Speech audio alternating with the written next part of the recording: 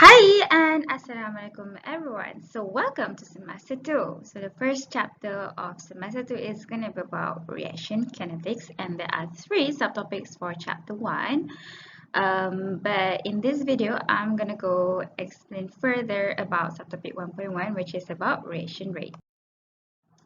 Here are the learning outcomes for subtopic 1.1. By the end of the lessons, we should know how to define the reaction rate, write differential rate equation, determine the reaction rate based on differential rate equation of a reaction, define rate law, order of reaction, half-life, write rate law with respect to the order of reaction, write the integrated rate equation for 0, first and second order reactions. Derivation is not required. Determine the order of reaction involving a single reactant by using inertial rate method, half-life based on the graph of concentration against time, linear graph method based on the integrated rate equation and rate law, and lastly to perform calculations using the integrated rate equation. Okay guys, so let's go through this. What is reaction rate? By definition, reaction rate ni ialah the change in the concentration of a reactant or a product over time. Okay, kalau change, usually mathematically kita boleh simboliskan change ni dengan simbol D. Okay, concentration pula kita boleh simboliskan dia dengan bracket yang tajam macam ni ya. Okay, reactant dengan produk ni depends lah apakah you punya reactant dan produk yang diberi. And then time pula, dia punya simbol dia adalah T. Okay, so for example, kalau kamu ada this chemical reaction di mana A kamu ni adalah reactant and then B adalah produk. Okay, so bila reactant nak bertukar kepada produk, so over time, over a period of time, you rasa concentration of reactant ni akan berkurang ke bertambah? Okay, supposedly bila reactant nak tukar ke produk, concentration of reactant ni supposedly berkurang. Okay, supposedly berkurang, and then concentration of product supposedly bertambah.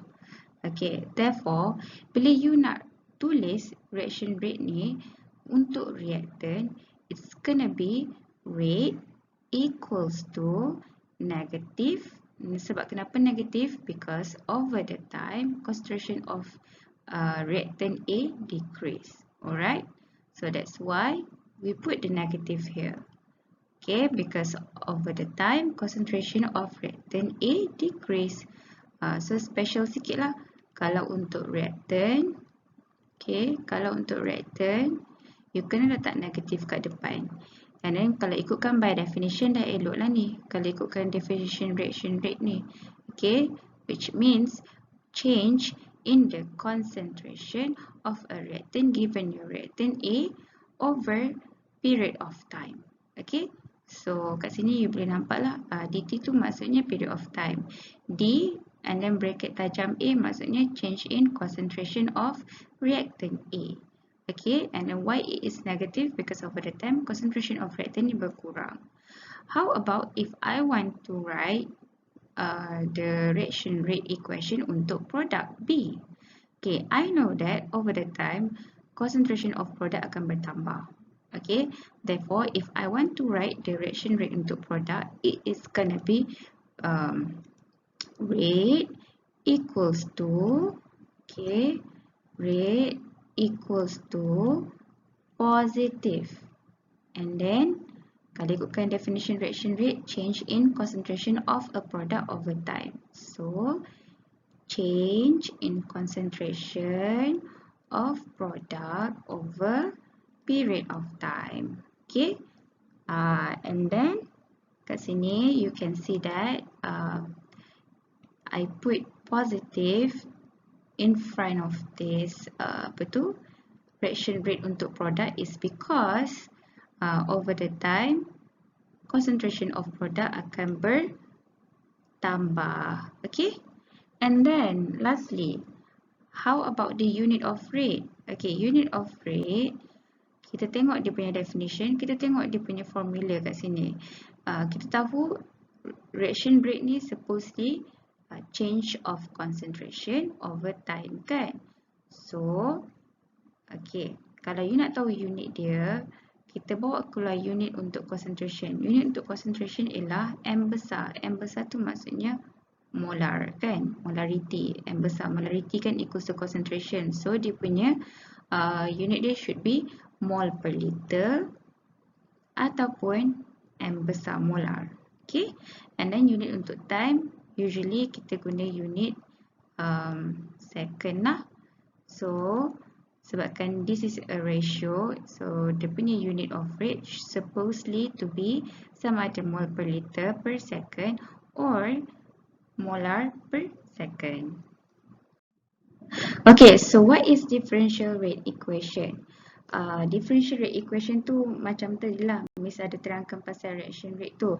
Okay, tapi differential rate equation ni by definition dia akan menerangkan relationship between the rate of disappearance of reactants and the rate of appearance ataupun rate of formation of products. Okay, kenapa rate of disappearance of reactants? Sebab itulah kalau contohnya this is your reactant. Okay, if let's say this is your reactant and then this is your product, kan? So kenapa cakap rate of disappearance? Kan tadi kan kita dah belajar pasal reaction rate. Reaction rate tu dia cakap change of concentration of reactant over time, and then kalau reactant kena letak negatif kat depan. Okay, kalau reactant, okay, if it's a reactant, kalau reactant you kena letak negatif kat depan. So negatif ni itulah dia rate of disappearance. Okay, sebab over the time reactant kamu akan disappear. So this whole thing macam D concentration of A over DT ni, this whole thing is the rate of disappearance. Alright. Okay, but then in differential rate equation, okay, we care about the stoichiometric coefficient. Okay, macam huruf kecil, these are the stoichiometric coefficient for reactant and product respectively. So kalau let's say ada stoichiometric coefficient, you kena buatkan ratio 1 over the stoichiometric coefficient.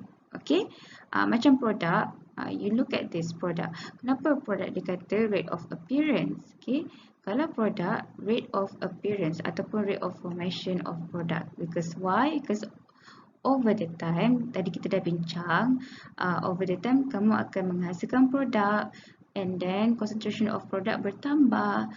So that's why kalau produk, you need to put positive at the front, because positive, this whole thing ialah rate kan. So that means these two things combination, itulah maksud rate of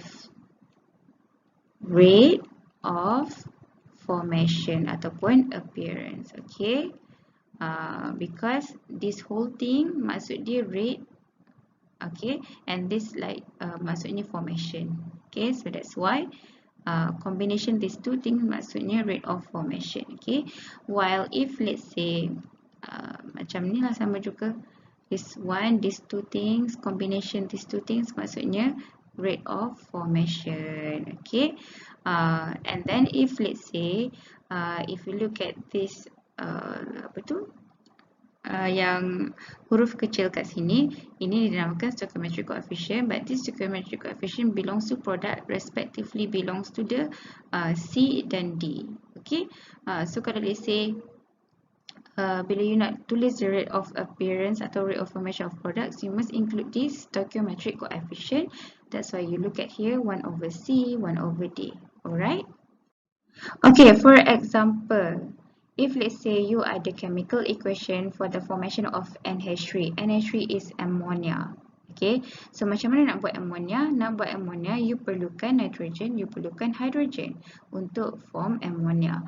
And then after that, you balance chemical equation, you will find that this hydrogen ada digit 3 as the stoichiometric coefficient, And then ammonia pula 2 because dia nak balance out everything kan, by using inspection method nak balancekan the chemical equation. Alright, so when you want to write the differential rate equation for this chemical equation, okay, you kena bezakan mana satu reaktan. Okay, you kena bezakan mana satu reaktan dan juga mana satu produk.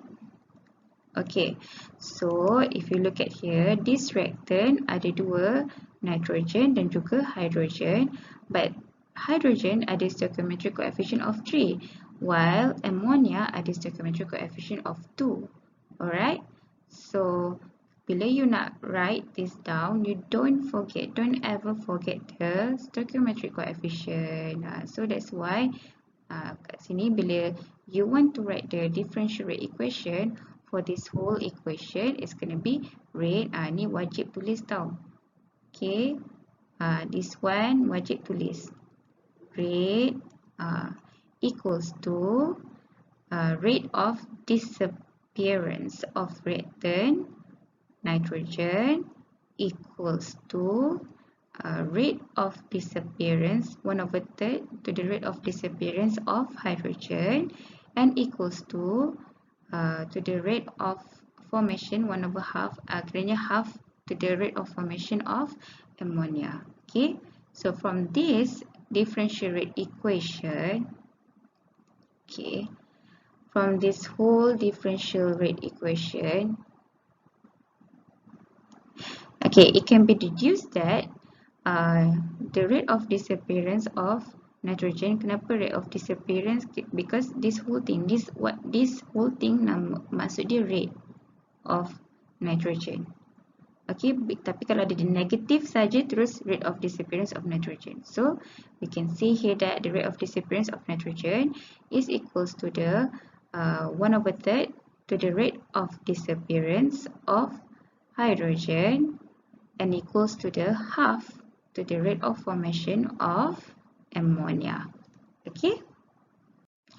Okay, example 2. Consider if let's say you ada reaction between zinc and silver nitrate to form zinc nitrate and silver. So A, you have to write the differential rate equation for the above reaction. Okay.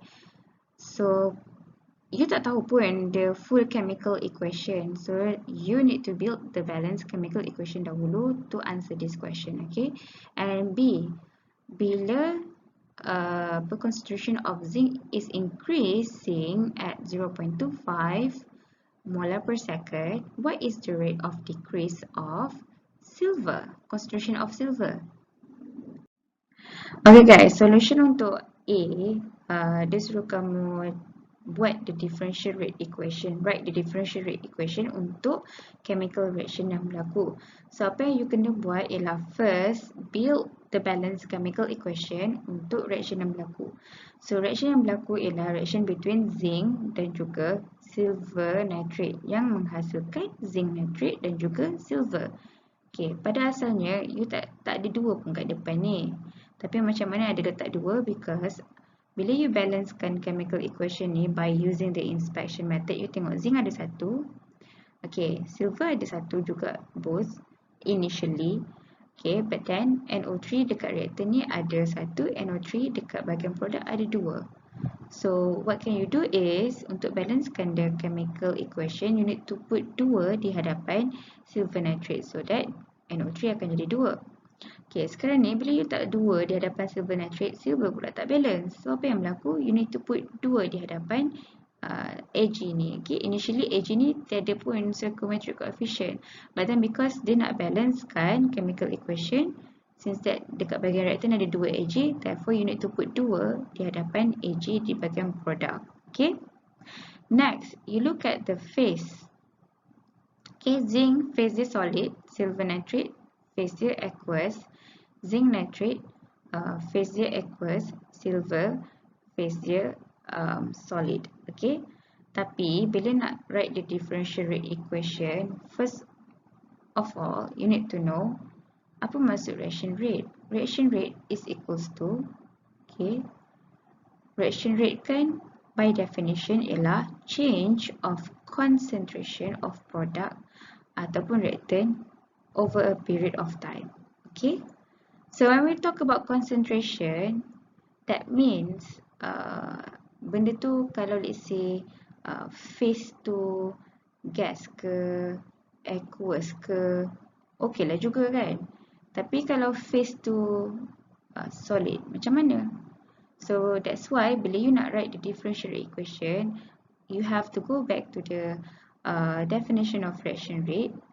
Okay, and then once you know that the phase kat sini solid, kalau phase untuk concentration, it must be sama ada gas ataupun aqueous. Ingat balik tak dekat SEM 1? So that's why you can just ignore zinc and also silver bila you nak tulis the differential rate equation for the above chemical equation. Okay, and then bila you nak write the differential rate equation, you kena tahulah mana satu reactant, mana satu product. Sebab kenapa? Because when you want to write the differential equation, for the reactant is going to be the rate of disappearance ataupun rate of decrease. Therefore, kalau rate of disappearance atau decrease, kena letak negatif kat depan. Okay, and then kalau let's say if you look at the reactant, ada stoichiometric coefficient. Okay, stoichiometric coefficient dia adalah 2. Okay, so bila you nak write the differential equation for this reactant silver nitrate, is going to be negative half rate of silver nitrate is going to be reaction rate of silver nitrate ialah change of concentration of silver nitrate over a period of time. Okay, while the product will be equals to rate of formation of product ataupun rate of increase of product. So you letaklah positif kat depan, and then you tulis since that dia tak ada langsung stoichiometric coefficient, terus write the reaction rate untuk zinc nitrate, which is change of the concentration of zinc nitrate over a period of time. Okay, alright, so next untuk question B. Okay, question B dia cakap dia suruh kamu cari rate of decrease of Ag+. Okay, diberi rate of increase of zinc 2+ ialah 0.25 molar per second. So how can you find the rate of decrease of silver? Okay, you rujuk balik dekat atas ni. Memanglah dia tak tulis spesifik Ag+ kan, tapi you tahu di dalam silver nitrate ada Ag+. Okay, and then also memanglah dia tak bagi concentration of zinc 2+ apa tu dekat differential equation ni, but you know that di dalam zinc nitrate ada zinc 2+. Okay, so sekarang ni taking from the differential equation yang you have built in A, okay, which rate is equals to negative half rate of silver nitrate tu bermaksud half of the rate of the decrease of silver nitrate, and then equals to the rate of formation of zinc nitrate ataupun equals to the rate of increase of zinc nitrate.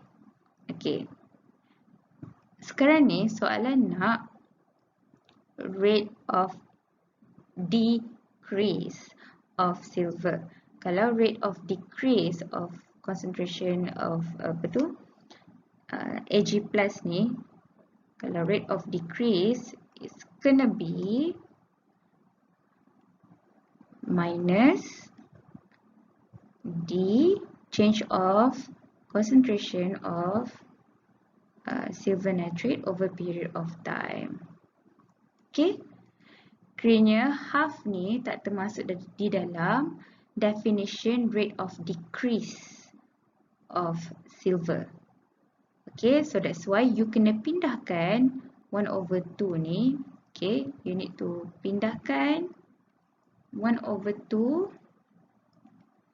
Okay, 1/2 ni you kena bawa pergi sebelah. And then, by definition, this whole thing, maksud dia ialah rate of formation of zinc nitrate, ataupun disebabkan di dalam zinc nitrate ada zinc 2+, you can say that this whole thing is the rate of increase of zinc 2+. Okay, so yang plus change of zinc nitrate over period of time ni ada plus sekali tu kan. Maksudnya this whole thing is actually rate of increase of zinc 2+. Okay. So bila you dah bawa half di sebelah, dia jadilah 2. So 2 kalikan dengan rate of increase of zinc 2+. Sebab kenapa rate of zinc 2+? Sebabnya di dalam zinc nitrate ada zinc 2+. So you boleh masukkan sahaja 2 kalikan dengan 0.25 molar per second. Okay, and then next is nanti you dapatlah. Therefore, you akan dapat D ataupun change of silver nitrate over period of time is equals to 0.5 molar per second. Okay, therefore rate of decrease of concentration Ag plus is equals to 0.5 molar per second. Okay.